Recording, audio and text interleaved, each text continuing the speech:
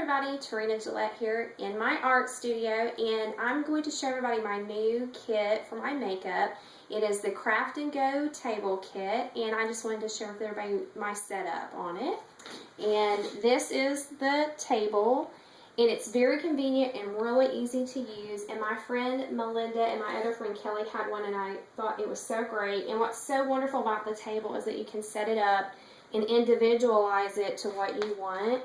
And I've got these little pockets here that are zipper pockets, and they're very great to organize and keep everything situated for whenever you need them. I've got feathers and special jewels, and this holds my stencils and then the decorative flowers and things that I like, and Tic Tacs.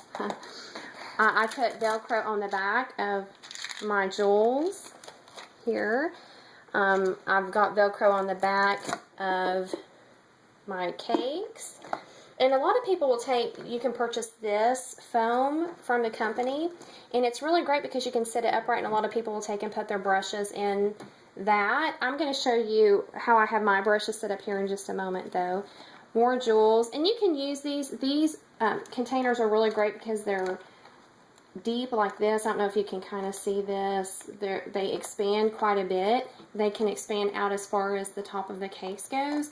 If you want to do that, I kind of don't like to have it filled too much. And you can just get these little Velcro things to put on the back.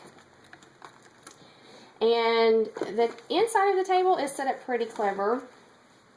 I'm going to show you both sides.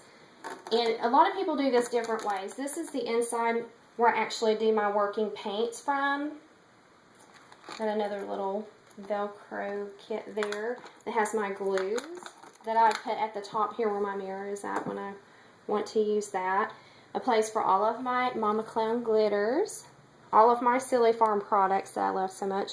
These are little containers that I got from the not the Dollar Tree, I'm sorry, from Office Max for 99 cents to put hair clips and bobby pins in.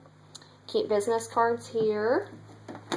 And then this right here, I use industrial Velcro and took out one of my palettes. I love all of my arty cakes so much.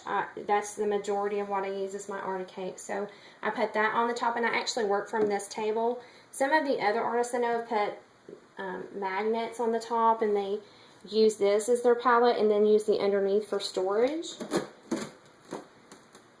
This other side is kind of like my overflow. I've got overflow glitter. I put my keys here. If I'm doing a pay per face event, I'll have like my credit card reader here. Just additional things, scissors and tapes and things like that I might need. Extra paints that I use. And then I'm going to show you some other things for my setup too. And this is just a little container that I use to put dirty brushes in. So that way I can get out in a hurry if I need to. And I just take and slide this over when I'm getting ready to set up for an event. It really just takes about 5 minutes to set everything up. And I got this from Walmart. It holds baby wipes, but I also have another container that I sometimes use that's a little smaller for baby wipes. And then I just use the front part where the latches are that lock on the case here. I will hook my sponges on this, and then I hook on this side, I hook all of my wipes here. Okay, and I just let it hang down. That way it's easy access. And this is what I have my brushes in. And I purchased this holder from Silly Farm. They make a couple of different ones.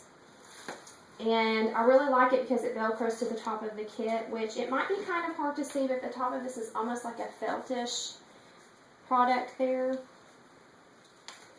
And so I just set mine like this here and have my hand sanitizer there.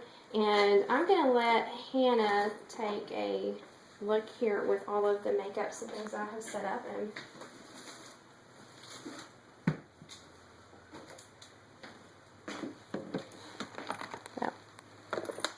And I've got paint cups that I use for my brushes. I like to have two different ones, one for like a my dirty water that I rinse things in and one for my fresh water. I mostly use this to spritz my cakes with, so I'm not having a lot of water on the cakes. And then I've got 2 sponge holders that I use, one for clean sponges and one for dirty sponges. And I take like a ginormous clip like this and just pin it right to here. Now, I will show you guys in another video my tip jar, that I have a ginormous tip jar that's a teddy bear.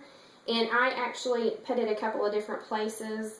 I don't set it here. A lot of the face painters have come up with things to have their tip jars on the sides or the back. Or I don't do any of that, but that's what's so great about the setup, is you can do it any way that you like.